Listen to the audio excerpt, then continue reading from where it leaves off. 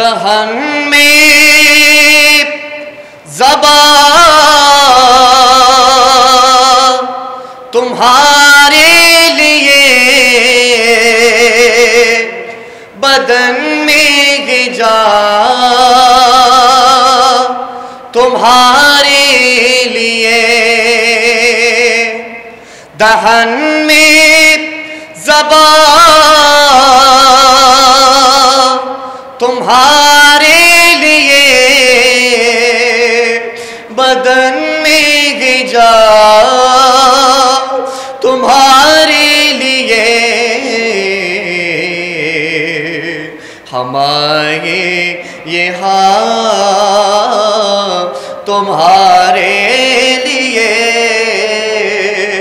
उठे भी वहाँ तुम्हारे लिए। ज़मीनों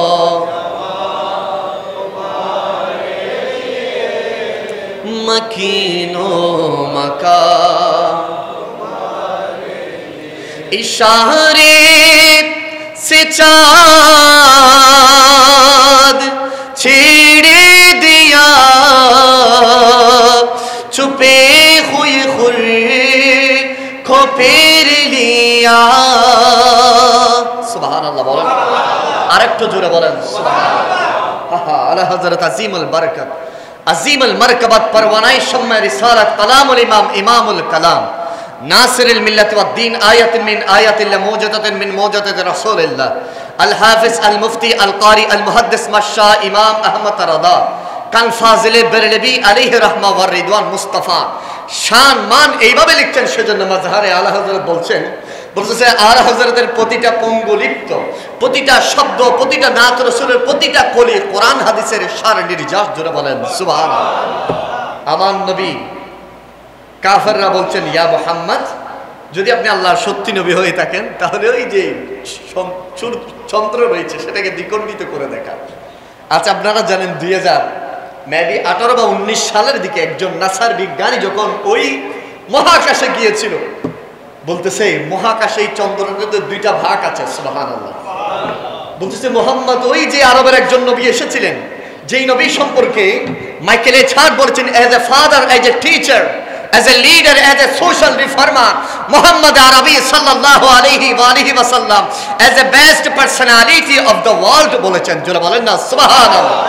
এটা কোনো মুফতি মুহাদ্দিস বলে নাই, এটা কোনো ইসলামিক কোনো স্কলার, কোনো শাইখ বলে নাই, এটা একজন খ্রিস্টান একজন ব্যক্তি মাইকেল এইচ হার্ট বলেছেন। জোরে বলেন না সুবহানাল্লাহ।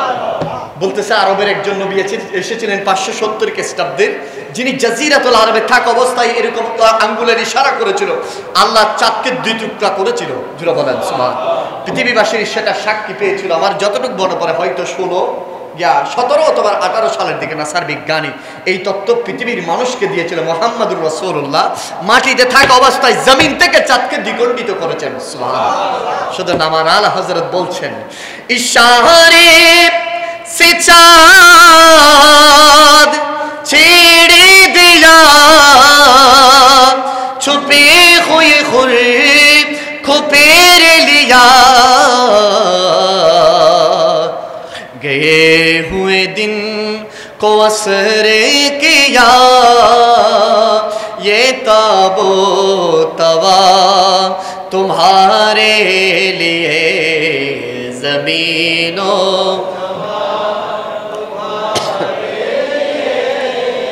मकीनो चुनीनो चुना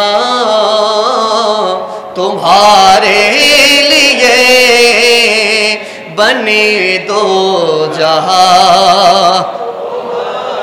একটু মহব্বত বলেন না ইয়া রাসূলুল্লাহ, আর একটু জোরে বলেন, বলেন ইয়া নবী আল্লাহ, বলেন ইয়া নূর আল্লাহ, এবার বলেন ইয়া রাহমাতাল লিল, আরেকটু জোরে বলেন ইয়া রাহমাতাল লিল আলামিন। নবীজি সাহাবায়ে কেরামদেরকে নিয়ে মসজিদে নববীর মধ্যে জুমাতুল বিদার আলোচনা করলেন, আর সাহাবায়ে কেরামদের দু চোখের পানি ছেড়ে দিলেন। সিদ্দিক আকবর, ফারুক আযম, ওসমান গনি, জিন্নাওরাইন।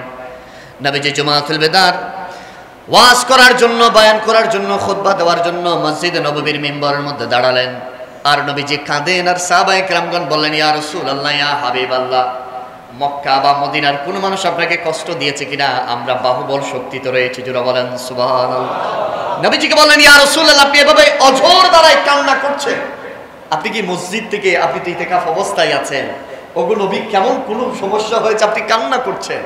আমার নবী সাহাবায়ে কেরামদের, সাহাবীরা, তাড়াতাড়ি আসো, আল্লাহ আমাকে ইলহাম করেছে, মনে রাখবা আজকে জুমাতুল বিদা, যেই ব্যক্তি আমার, যেই উম্মত, আল্লাহর যে ব্যক্তি এই জুমাতুল বিদাকে কেন্দ্র করে সর্বশেষ মুহূর্তে কোন ব্যক্তি যদি পবিত্র হয়ে যায়, কোন ব্যক্তি যদি তাওবা করে, কোন ব্যক্তি যদি আল্লাহকে মানার মতো যদি মানে, দুনিয়ার সকল ব্যস্ততাকে এক পাশে রেখে আমি আল্লাহর রজ্জুর দিকে আসে, রাসূল করিম সাল্লাল্লাহু আলাইহি ওয়া আলিহি ওয়াসাল্লামের সুন্নতের দিকে আসে, আমার আল্লাহ তার পথকে জান্নাতের পথের সাথে সুগম করে দিবে, জোরে বলেন সুবহানাল্লাহ। কিন্তু আমি আপনি এখনো গাফিল আছি। আব্দুর রহমান আজ-জৌজি বুস্তানুল ওয়াইজিনের মধ্যে সর্বশেষে মাহে রমাদানুল মুবারকের যেই কথাগুলো বলেছেন, হাই হাই দুনিয়ার মানুষকে বলছেন, বান্দা এখনো কি এই অহংকারের চাদরে নিজেকে ডেকে রাখবা? এখনো কি আমিত্বের চাদরে, এখনো কি গুনার চাদরে ডেকে রাখবা? এখনো কি ডেকে রাখবা? আল্লাহর রহমতের দিকে যাওয়ার কি সময় কি এখনো হয় নাই?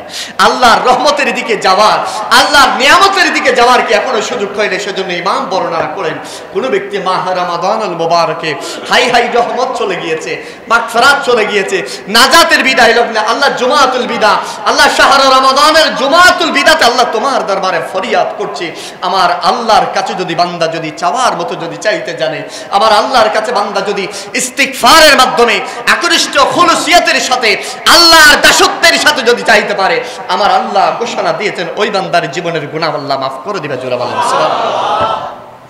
কি করে দিবেন? গুনাহ মাফ করে দিবেন, ওই বান্দার জীবনটা আল্লাহ পাক জান্নাতি জীবন করে দিবেন। শুধু তাই নয়, এই জুমাতুল বিদাকে কেন্দ্র করে আল্লাহ পাক রব্বুল আলামিনের অসংখ্য অগণিত রহমত, অসংখ্য অগণিত নুজুলের রহমত আল্লাহ পাক বান্দার উপর নাজিল করে, জোরে বলেন সুবহানাল্লাহ। আমার আল্লাহর কোরআনুল কারীম বলছেন, তানাজ্জালুল মালাইকাতু ওয়ার রূহু ফিহা বিইذনি রাব্বিহিম মিন কুল্লি আমরিন সালাম। রূহুল আমিন জিবরিল আমিন ফারাস্তা লাইলাতুল কদর। এই সময় জুমাতুল বিদা থেকে শুরু হয়ে যায়, আল্লাহর বান্দাদের এই ইবাদতের একটু স্পিড, ইবাদতের স্পৃহা শুরু হয়ে যায়। কেন?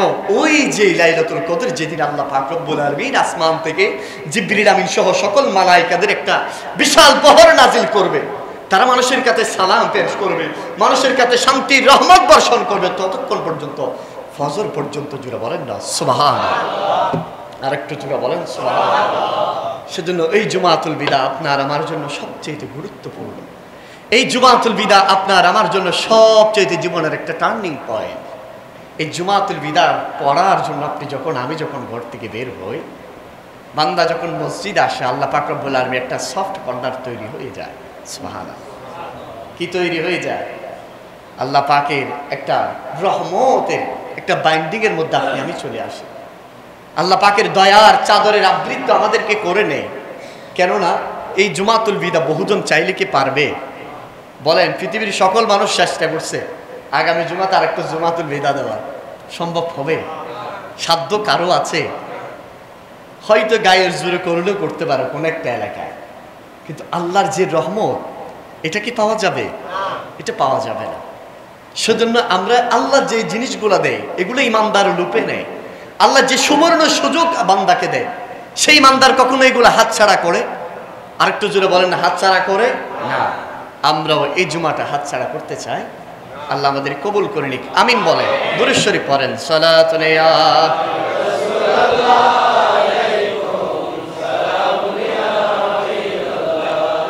সালাতুন ইয়া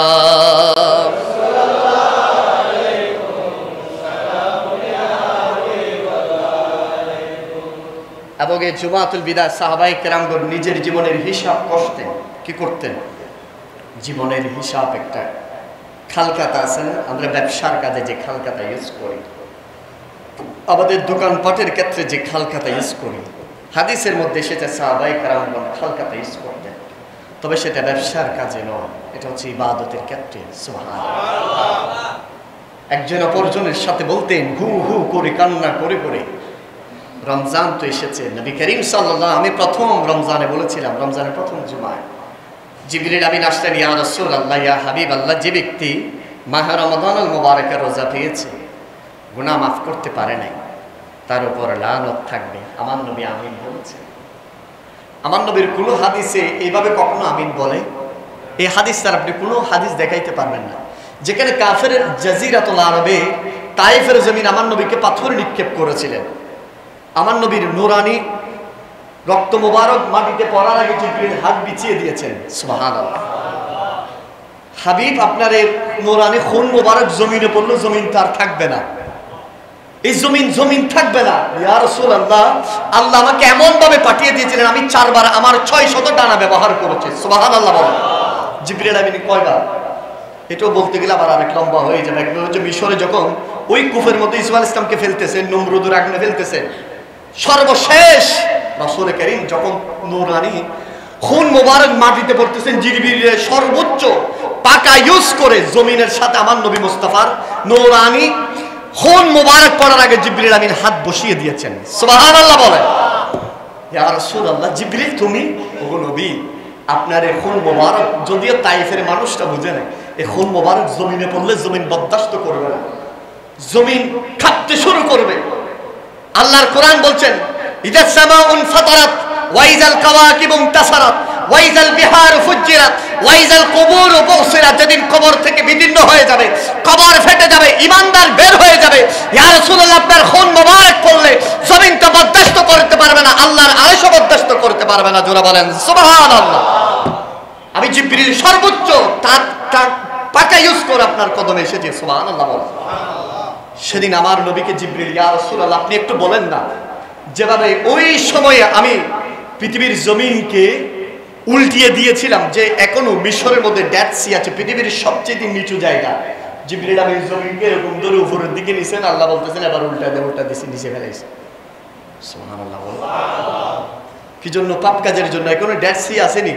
পৃথিবীতে একমাত্র মরা সাগর যেটাকে ডেড সি বলা হবে, যে সাগরের মধ্যে কেউ ডুবে না, যে সাগর এখনো পর্যন্ত একটা ব্যাঙের উড়ালিও নেই। সুবহানাল্লাহ। জিবরিল আমিন বলে, ইয়া রাসূলুল্লাহ আমি এই মুহূর্তে জমিনকে উপরে তুলতেছি, তুলে উপর থেকে এরকম করে ছেড়ে দিব। আমার নবী বলতেছে, না, আমি তো রহমতুল লিল আলামিন। সুবহানাল্লাহ। আমাকে আল্লাহ পাঠিয়েছেন শাহিদ হিসাবে, রহমত হিসাবে পাঠিয়েছেন। জিবরিল আমি তোমাকে বলছি, মনে রাখবে এই সমস্ত সবাই দেখবে একদিন আমার দিনের ধরে আসবে। সুবহানাল্লাহ।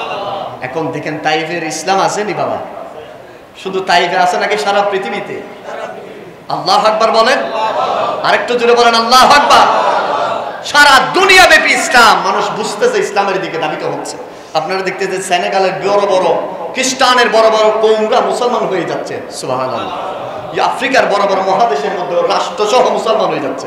সুবহানাল্লাহ জোরে বলেন। তাহলে আমার নবী কখনো বলে নাই একটা কঠোর, কিন্তু মাহে রমাদানুল মুবারকের যারা রোজা পেয়ে গুনাহ মাফ করতে পারে নাই, জিবরিল আমিন বললেন, ইয়া রাসূলুল্লাহ তাদের উপর লানত। আমার নবী মিম্বরে দাঁড়িয়ে কি দিয়েছেন?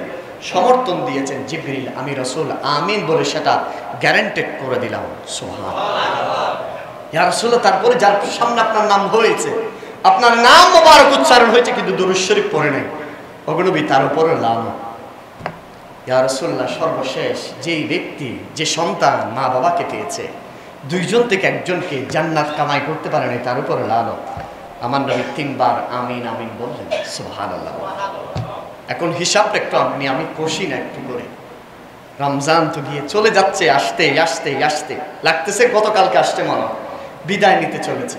রহমতের সময়গুলো খুব হার্ডলি ভাবে চলে যায়, খুব দ্রুত চলে যায়, এটা আপনি টের পাবেন না, কিন্তু যারা ইমানদার তারা টের পায়। সুবহানাল্লাহ। আর একটু জোরে বলেন না। আল্লাহ আমাদের এই ইবাদতকে একটু কবুল করে নিক। আমিন বলেন। আর একটু জোরে বলেন আমিন। হৃদয়কে একটু নরম করেন, আল্লাহর দিকে আসেন, ফিরে আসেন, মালিক মওলার দিকে আসেন, একবার চোখের পানি ফেলে দেখেন, আমার আল্লাহ হৃদয়কে মরিচিকা মুক্ত করে দিবেন, হৃদয়কে রহমতের নূর জ্বেলে দিবেন। সুবহানাল্লাহ বলেন। হৃদয়কে নূর জ্বেলে দেন কে? সবাই বলেন না কে? আল্লাহ। চোখের পানি বের হতে হবে। সেজন্য রাসূল আরবি সাল্লাল্লাহু আলাইহি ওয়াসাল্লাম বলেছেন, মশার মাথা আছে না, মশার মাথা, এটা ভালো করে খালি চোখে দেখা যায়। বলছে মশার মাথার চেয়ে ছোট একটা পানির টুকরা যদি ইমানদারের চোখ থেকে বের হয়, বেঈমানের চোখ থেকেও যদি বের হয়ে আজীবন গুনাহ করেছে, বেঈমান বলা যাবে না, তবে আজীবন গুনাহ করেছে, ইবাদতের সাথে সম্পৃক্ত ছিল না, আপনি মুসলমান, নাম কেউ আসতে মুসলমান, কিন্তু মশার মাথা পরিমাণ যদি পানি চোখ থেকে বের হয়ে যদি নাকের ডগায় আসে, আমার আল্লাহ ওই ব্যক্তির হৃদয়কে হেদায়েতের নূর দ্বারা প্রজ্বলিত করে দেন। সুবহানাল্লাহ। ওই ব্যক্তির হৃদয়কে কি করে দেন? হেদায়েতের নূর জ্বেলে দেন। আমার আল্লাহ ওই ব্যক্তির হাতকে কুদরতি হাত হিসাবে ঘোষণা করে দেন। আমার আল্লাহ ওই ব্যক্তির জবানকে কুদরতি জবান হিসাবে বলে দেন। আমার আল্লাহ ওই ব্যক্তির সকল কিছু রহমতের পরিপূর্ণ বাড়ি দ্বারা বর্ষণ করতে থাকেন। সুবহানাল্লাহ বলেন। কিন্তু এক ফোঁটা যদি মাহে রমজানে যদি চোখের পানি যদি ফেলতে না পারে, আর কখন ফেলবো আমরা? কখন চোখের পানি ফেলবো? এই যদি রমজানে যদি চোখের পানি ফেলতে না পারি, আমাদের চেয়ে কত দামি দামি মানুষরা পাশের কবরস্থানে, ঠিক কিনা বলেন? দামি দামি মানুষরা না, যাদের ভয়ে মানুষ কাঁপত, যাদেরকে দেখলে মানুষ ভয়ে পালিয়ে যেত, যেই ব্যক্তিটা রাস্তা দিয়ে হাঁটলে আরেকজন হাঁটতো না, যার সামনে মানুষ এসে কথা বলতো না, সমাজের মানুষ বলতো যে অমুক ব্যক্তিটা এমন গরম, না করে উদ্যম আসি বসতো না, ঠিক কিনা বলেন? কিন্তু এই ব্যক্তিটা এখন কোথায় আছে? কবরের ভিতরে। সে ব্যক্তিটাও এখন আর দাপট, ক্ষমতার বাহুবল, টাকা পয়সা, ইল্ডিং, জজ, খ্যাতি সবকিছু ধুমরে মুসরি কোথায়? কবরের ভিতরে। কথা বলেন না, ঠিক কেন? আমি আপনিও চলে যাব, তবে মনে রাখবেন কবরটা যেন খাতেমা বিল খায়র হয়, কবরটা যেন জান্নাতের বাগান বানাতে পারেন। কবরটা জান্নাতের বাগান বানানোর জন্য নিউ মার্কেট থেকে আপনি লাইট আনলে হবে না, জলসা মার্কেটের লাইট লাগালে হবে না। হবে নি? বলেন হবে। আল্লাহর নূরে জান্নাতের লাইট লাগবে। সুবহানাল্লাহ। আরেকটু জোরে বলেন। এই জান্নাতের লাইট লাগানোর সুবর্ণ সুযোগ জমাতুল বিদা। জান্নাতের লাইট লাগানোর সুবর্ণ সবচেয়ে ইম্পর্টেন্ট সুযোগ হচ্ছে লাইলাতুল কদর। সুবহানাল্লাহ। আরেকটু জোরে বলেন। আমরা ইবাদত করতে পারবো ইনশাআল্লাহ। আরেকটু জোরে বলেন ইনশাআল্লাহ। এর আগে লাইলাতুল কদর তো আমরা বলবো কালকে, আজকে একটু করে বলি। লাইলাতুল কদরে এমন কিছু ব্যক্তি আছে যাদের দোয়া কবুল করা হবে না। শ্রেণীর মধ্যে 5 শ্রেণীর আছে, 6 শ্রেণীর। 1 নম্বর হচ্ছে যারা কাফের মুশরিক, এগুলো একটু মনে রাখবেন। 1 নম্বর কে? কাফের মুশরিক। 2 নম্বর মা বাবার অবাধ্যকারী সন্তান। 2 নম্বর কে? মা বাবার অবাধ্যকারী সন্তান। লাইলাতুল কদরে কি হবে না? দোয়া কবুল হবে না। 3 নম্বর যারা জাদু টুনা করে, সেহের করে, আছে না নেই? এই জাদু শোনার সাথে যারা সম্পৃক্ত করে এবং এগুলোর সাথে যারা সম্পৃক্ত, ইবাদত কবুল হবে? আরো জোরে বলেন না বাবা।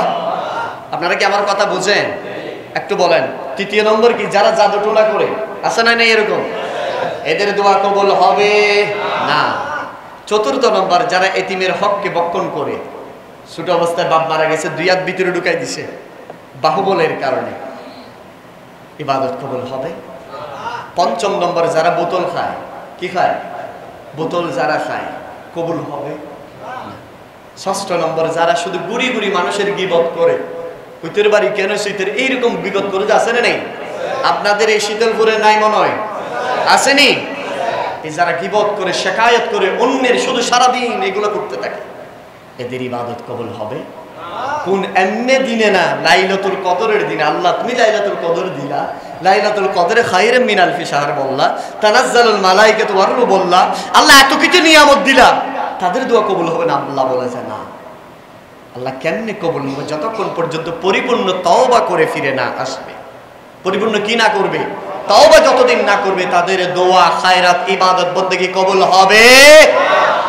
সেজন্য কেউ যদি তাকে মেসেজটা পৌঁছিয়ে দিবেন, খায়রুল বশর পর লাখো সালাম, লাখো দরুদ, সবাই বলেন না, খায়রুল বশর পর লাখো সালাম, লাখো দরুদ, তোরে লাখো জিন্নো মালাইক तेरे गुलाम, सबसे सिवा तेरा मकाम, यासीन तो हा तेरा ही शान, खैर बशर पर लाखो सलाम, लाखो दुरूद, लाम खैर बशर पर लाखो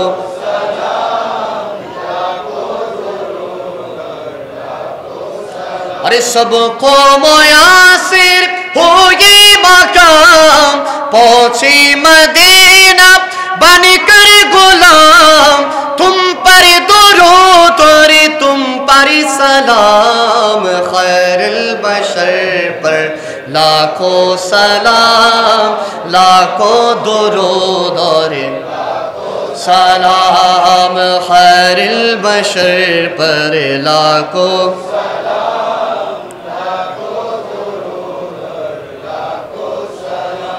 जाने जाना जाने जहां शादा के तुम पर शागिर शाहा, तुम पर दुरूद और तुम पर सलाम, खैरुल बशर पर लाखों सलाम, लाखों दुरूद और को सलाम, खैरुल बशर पर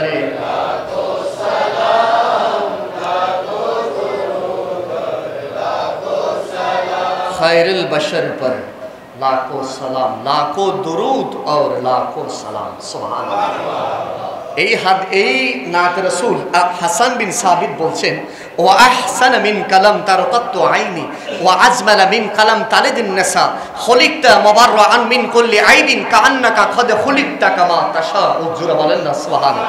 খৈরুল বশরতে লিখেছেন আজ থেকে 200 বছর বা 300 বছর আগে, 1500 বছর আগে নবী মুস্তাফাকে দেখে দেখে হাসান বিন সাবিত এক পাশে আমার নবী বসা, আর হাসান বিন সাবিত মসজিদে নববীর আরেকটা মিম্বরে বসা, নবীর দিকে তাকিয়ে বলছেন, ওয়া আহসানা মিন কালাম তারকাতু আইনি ওয়া আজমালা মিন কালাম তালিদিন নিসা, খুলিকতা মুবাররাআন মিন কুল্লি আইনিন কাআন্নাকা কাদ খুলিকতা কামা তাশা। জোরে বলেন না সুবহানাল্লাহ।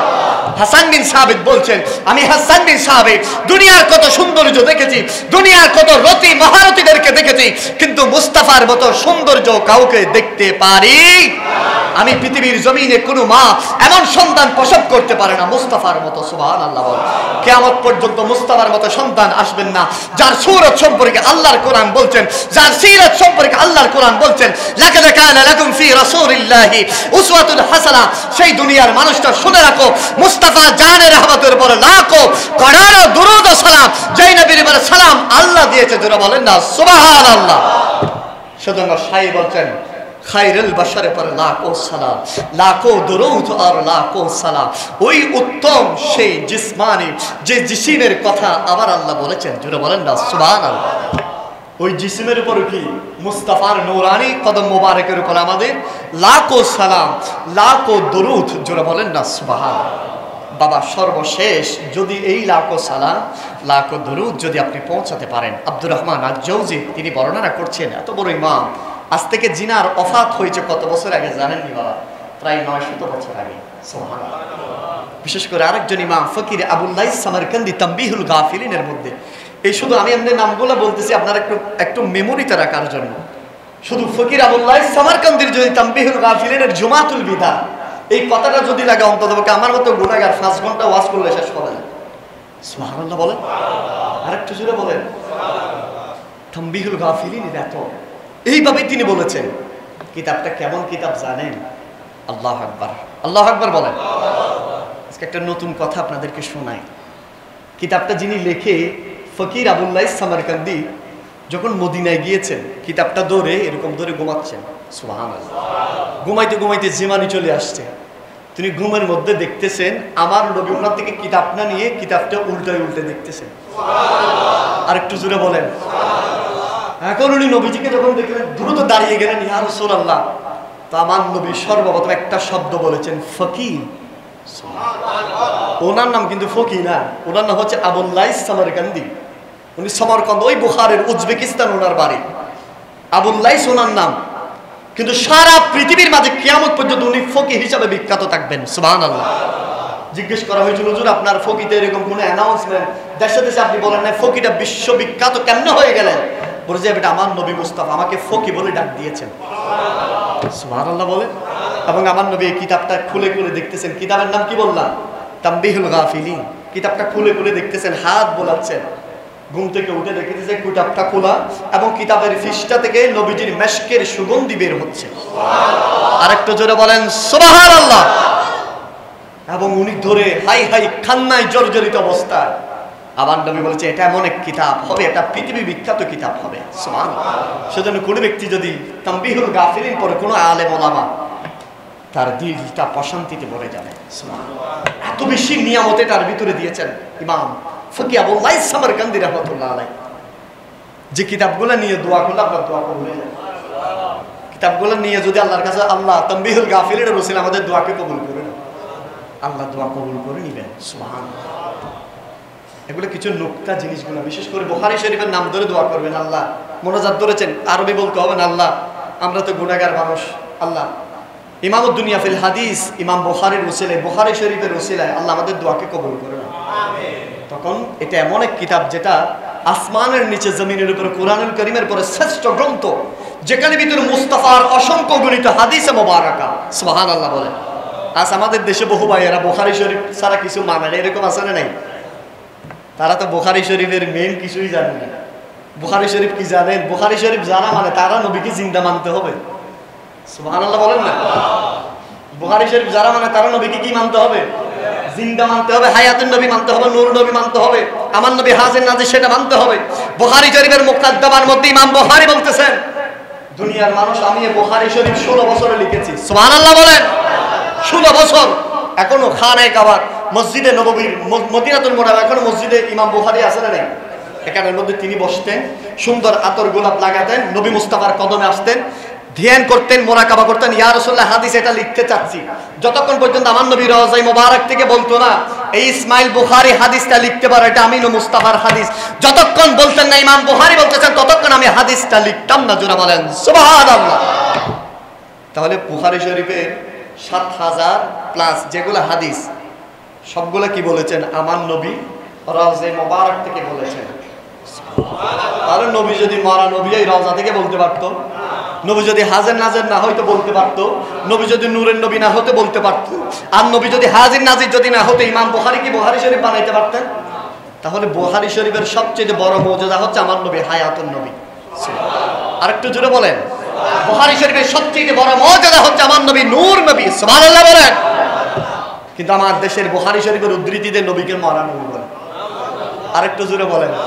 ইমাম বুখারী বলতেছে সেজন্য মুনাফিক আসবে শেষ জামানায়, সেজন্য আমি বুখারী শরীফের মুকাদ্দমার ভিতরে ঢুকাই দিছি, যারা বুখারী শরীফের হাদিস শুরু করবা, আমি ইমাম বুখারীর মুকাদ্দমাটা যখন পড়বা বুঝে যাবা আমি ইমাম বুখারী সমরকন্দের ওই বুখারা থেকে, খরতম থেকে আমি এসেছি।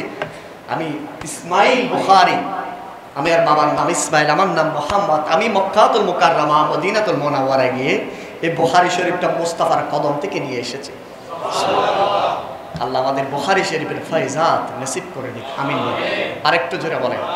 এবং আমি এই লাইনটা এদিক থেকে আবার এদিকে ছুটে গেছে, আমরা যদি কখনো যদি সুযোগ হয়, আমি আপনাদের সাথে আমি নিজে নিজে দৃঢ় বিশ্বাস রেখেছি, মানে আমাদের কোনো অফ যখন ডেতে থাকবে বা আমাদের কোনো দিবস থাকবে না, যে এটা তো জানেন আমাদের এই শীতলপুর জামে মসজিদে আপনাদের দোয়ায় আমরা বিভিন্ন দিবসে, প্রতিটা দিবসের আমরা তাত্ত্বিক আলোচনা কোরআন সুন্নাহর আলোকে করি। সুবহানাল্লাহ। আরেকটু জোরে বলেন। এটার জন্য আমরা শুকরিয়া আদায় করে বলি আলহামদুলিল্লাহ। মানে আমি আমার ক্ষুদ্র জ্ঞানে আর কি, আমার তো তেমন আমি এখনো তোলাবা এরকম জ্ঞান নাই, আমি আমার ক্ষুদ্র জ্ঞানে চেষ্টা করি আপনাদেরকে ভালো কিছু মেসেজ দেওয়ার জন্য। আল্লাহ আমাদের বুঝার তাফিক দান করুন, আমিন।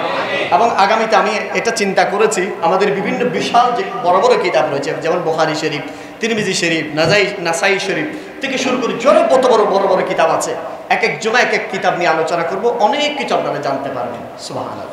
এই যে বুখারী শরীফ সম্পর্কে জানলেন, এখন যদি আপনারা কেউ যদি বুখারী শরীফের উদ্ধৃতি দেয় আর এই যদি বলেন নবী মরা নবী, এখন আপনি তার সাথে বুখারী শরীফ নিয়ে কথা বলতে পারবেন তো ইনশাআল্লাহ? আরেকটু জোরে বলেন। বলে যে তুমি নবীকে মরা নবী মানতেছো, বুখারী শরীফ মানতেছো, কিন্তু বুখারী শরীফের ভিতরে তো আছে নবী জিন্দা নবী। সুবহানাল্লাহ বলেন। আল্লাহ আমাদেরকে বোঝার তৌফিক দান। আরেকটু জোরে বলেন। সর্বশেষ যে মূল কথা, ইমানদার যখন, আমার নবী এটা সহিহ বুখারীতে হাদিসে এসেছে, যখন ইমানদার যখন কিয়ামতের ময়দানে বেকারার হয়ে যাবে, যখন কোনো উপায় থাকবে না, ইয়া নফসি করবে। কি করবে বাবা? ইয়া নফসি করবে। আল্লাহর কোরআন বলছে ইয়াউমা ইয়াফিরুল মারউ মিন আখি ওয়া উম্মি ওয়া আবিহি। বলেন তো বাবা, আমাকে যদি আপনারা প্রশ্ন করেন আপনাকে পৃথিবীর সবচেয়ে কে মহব্বত করবে, আমি আমার মায়ের কথা বলবো। ঠিক কিনা বলেন না? আপনি কার কথা বলবেন? আপনার মায়ের কথা বলবেন। দ্বিতীয় আপনার বাবার কথা বলবেন। মা বাবা ছাড়া কেউ ভালোবাসে? আরো জোরে বলেন না, ভালোবাসা। কিন্তু আল্লাহর কোরআন বলছেন ইয়াউমা ইয়াফিরুল মারউ মিন আখি ওয়া উম্মি ওয়া আবিহি।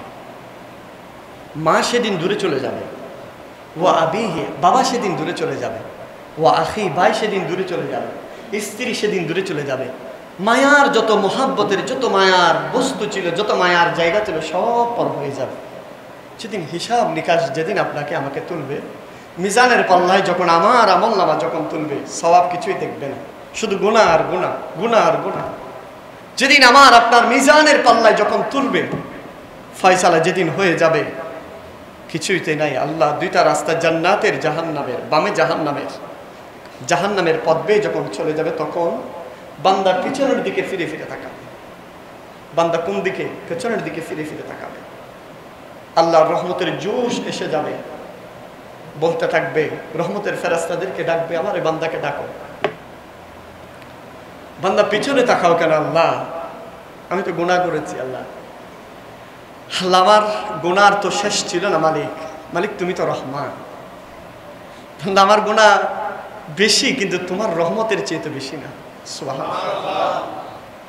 বান্দা আমার আল্লাহ আমার গুনাহ যতই বেশি হোক না কেন, আল্লাহ তোমার রহমত তো আমার গুনার চেয়ে হাজার হাজার কোটি গুণ।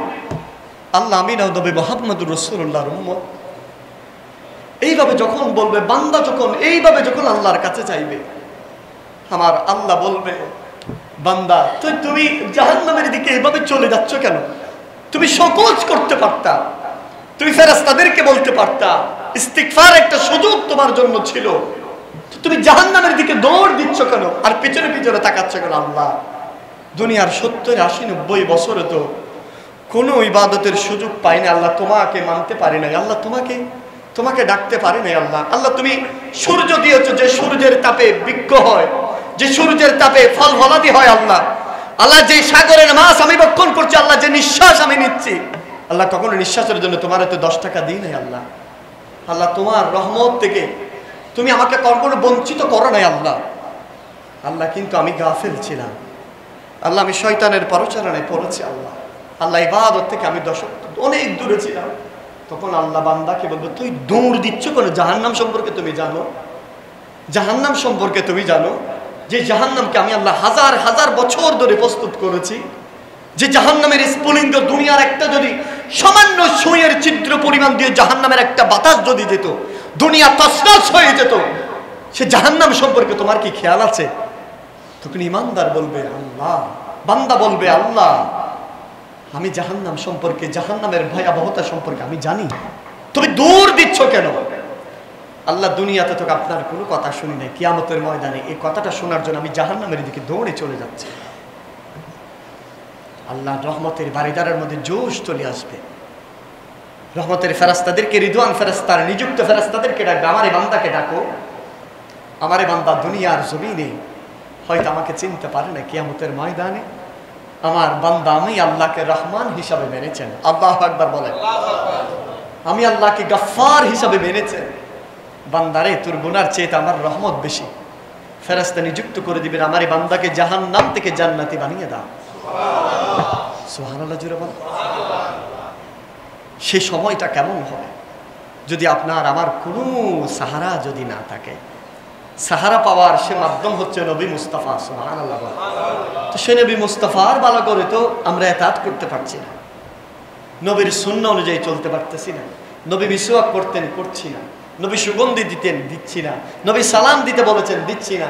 নবীজি বলেছেন মান সালিমাল মুসলিমুনা মিন লিসানিহি ওয়া ইয়াদিহি, ওই ব্যক্তি মুসলমান, ওই ব্যক্তি প্রকৃত মুসলমান যার হাত মুখ থেকে অপর মুসলমান নিরাপদ। কিন্তু আপনার আমার হাত থেকে মুসলমান নিরাপদ না, ঠিক কিনা বলেন না? নবীজি দাড়ি রাখার কথা বলছেন, আমি আপনি ক্রিম শেভ করতে করতে দিন ফেলাই দিই, ঠিক কিনা বলেন? আমি আপনি নবীর মুস্তাফার কেমনে অনুসারী হব? আল্লাহ আমাদেরকে রাসূল পাক সাল্লাল্লাহু আলাইহি ওয়াসাল্লামের একনিষ্ঠ উম্মত হওয়ার তৌফিক দান করুন। আরেকটু জোরে বলেন আমিন। বিশেষ করে আমি আপনাদের কদমে আরজ জানাতে চাই, আপনাদের এই জামে মসজিদের মধ্যে আমাদের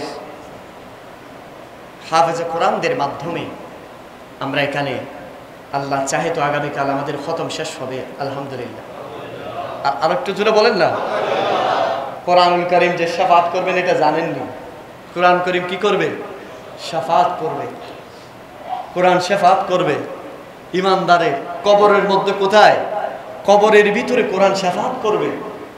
আমার নবী বলতেছেন কবরের ভেতরে কোরআন থাকবে, যখন মাটি যখন আসতে চাইবে কোরআন দাঁড়িয়ে যাবে। সুবহানাল্লাহ।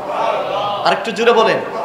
কবরের ভিতরে 4টা জিনিস যাবে, এর ভিতরে কোরআন একটা, এর ভিতরে নামাজ একটা, এর ভিতরে সাদাকা একটা। আল্লাহু আকবার বলেন। কোরআন দাঁড়িয়ে যাবে কবরের ভিতরে। বলে যে এদিকে আসিও না, কোরআনের সাথে মাটির সাথে কথা বলা হবে। কি জন্য আসবো না? বলে যে দুনিয়ার জমিনে বান্দা, আল্লাহর বান্দা, আমি কোরআন পড়তে পারো বা না পারো, শীতলপুর দরবার শরীফে কোরআনুল কারীমের খতম তারাবিতে উপস্থিত হয়েছিল। সুবহানাল্লাহ জোরে বলেন। পড়তে পারি, ব্যস্ততার কারণে পড়তে পারিনি, যতটুকু বলেছেন আলহামদুলিল্লাহ। আল্লাহ এটা মনে করবেন না আল্লাহ মনে হয় আমাদের উপর নারাজ। আল্লাহ দয়া করেছেন সেজন্য রমজান পেয়েছেন। সুবহানাল্লাহ বলেন। আল্লাহ দয়া করেছেন সেজন্য ইমামের পিছনে, আমাদের হাফেজ সাহেবের পিছনে তারাবি পড়তে পেরেছেন, খতম তারাবি। আপনার সে বহু ডুয়ারিশ মানুষ পড়তে পারে না, আছে না নেই?